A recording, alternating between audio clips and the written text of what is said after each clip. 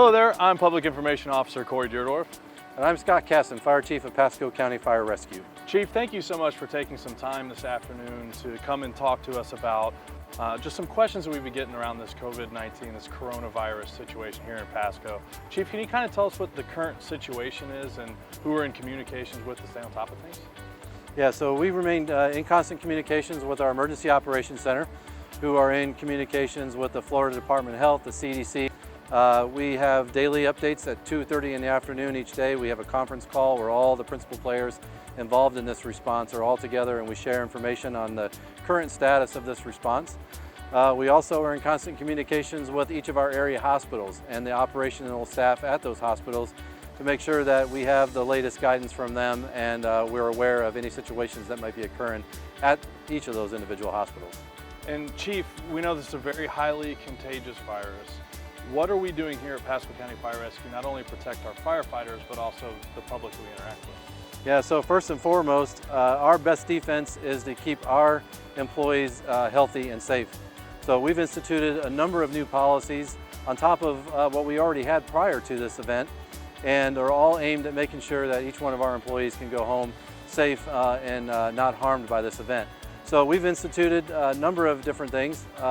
First and foremost, probably would be the call screening that occurs at our 911 center.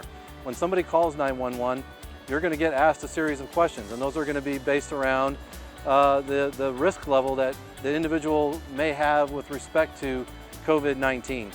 So if certain criteria are met, that information is going to be passed along to our crews that are responding to that call, and then they're going to take the appropriate steps to wear the proper personal protective equipment to protect them from any threat that may occur. And then on top of that, our crews are also been trained to ask certain questions when they do arrive. So it's kind of like a second attempt to make sure that we don't leave any stone unturned. And then they'll ask those same questions to further assess the situation. And then we're going to minimize the amount of individuals that go in and take care of somebody based on what we find out through those questions. So that is one step. We've been purchasing a lot of equipment that's been geared toward providing a higher level of protection for our employees and all of our equipment that we use from day to day. We've done a pretty good job at being able to secure that, even with the environment that we're in right now and the difficulties that everybody's having across the country trying to secure that, those items. So Chief, this is a very contagious virus like we were talking about earlier, but Pasco Fire Rescue is taking a lot of steps to make sure that we keep our rescues decontaminated and our crews decontaminated. So if you have a normal, ordinary medical call, that you're safe. Can you kind of go over some of those processes that we're doing at the station level? Yeah, absolutely. You know, we take a lot of precautions on every single call that we respond on. But since the rise of coronavirus, we've actually implemented some additional steps to just heighten that awareness and make sure that all of our ambulances and all of our equipment are completely clean and disinfected after every call. So we start immediately after the call at the hospital. When we start to clean up the ambulance, we have specialized hydrogen peroxide wipes that we use that are able to clean the surfaces and disinfect them. But then when we have an individual who we suspect may be COVID-19 positive, we actually take that unit out of service at that point. We'll do a gross decontamination at the hospital by utilizing those wipes, but then the crew will actually don some fresh equipment on, drive that ambulance back to the station where they'll do a complete decontamination of the unit. And one of the things that we utilize at the station is something that we call a hydrostatic disinfectant sprayer. And what that does is it takes a solution of pure bleach and it atomizes it and allows the bleach to get in all the nooks and crannies throughout the entire back of the ambulance, making sure that every bit of that ambulance is fully disinfected. It's a new technology that we were very fortunate to be able to secure months prior to this whole event occurring. So we were in a very fortunate place to have that equipment available, and now we have it system-wide where every ambulance will get that level of disinfection if necessary following a COVID-19 suspected patient. And Chief, when we're talking about the hospitals, we're in constant communication. We've even changed some of our protocols pre-hospital to give them a heads up that we're headed with a possible COVID patient. Can you kind of talk about that? Yeah, so it all begins, like I said a minute ago, with the 911 center. When you call 911, the dispatcher is going to start asking you a series of questions. And a lot of those questions are geared not only at COVID-19, because that's what's going on right now, but any communicable disease. we want to assess that threat level so then we can prepare on the way to the call, knowing that we need to use certain levels of equipment. We have what we call a multi-tier system.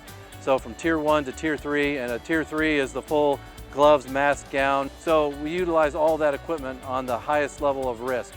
So one of the things that we then do, if we receive a patient that we suspect of a COVID-19 infection, what we will do is call something called a viral alert. And what that does is we signal that to the hospital ahead of time. And when we say to the hospital that we have a viral alert patient, that indicates to them that there is somebody highly suspected of having or being COVID-19 positive.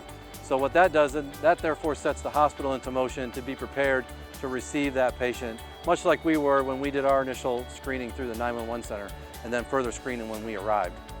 So those are some of the big things that were going on. We also have a small group of people that are in constant communications with all of our area hospitals each and every day. They talk to the operational staff at those hospitals, assessing the current status of the hospital, how many patients they have, how many beds they have, and those type of things. So we have a system in place that allows us to know which hospitals may be full or at capacity, and we can direct patients to another hospital. It's a really good system, and it's working really, really well right now. And Chief, just to tell everybody at home, when they call 911, we're fully staffed, we're ready to go, we're here to support them and their families. Kind of talk about that. I know there's been a lot of media and stuff out in the news that has talked about first responders, but we're here and we're ready to help your family, right? Yep, we've always been here. We're going to continue to be here. We're very, very fortunate. We have a very healthy staff right now, so we're fully staffed. There's been no decrease in level of service whatsoever. So we remain at the ready at all times. We've got plenty of equipment, we've got plenty of supplies on hand to make sure that our responders are safe so that we can respond to your emergency. Chief, thank you so much for taking some time to join us here to answer some of these questions. Guys at home, if you have any more questions, shoot them in. We'll do our best to answer them or get you sent to the right place to get those answers. And like you said before, we're here with you. We're here the entire time. We're standing right beside your family. We want you to stay safe, Pasco. Thank you, Chief, so much for joining us this afternoon. My pleasure. Thank you.